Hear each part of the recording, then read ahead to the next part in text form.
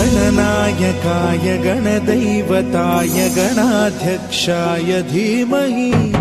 गुणशरीराय गुणमण्डिताय गुणेशानाय धीमहि गुणातीताय गुणाधीशाय गुणप्रविष्टाय धीमहि एकदन्ताय वक्रतुण्डाय गौरीतनयाय धीमहि गजेशानाय भालचन्द्राय श्रीगणेशाय धीमहि एकदन्ताय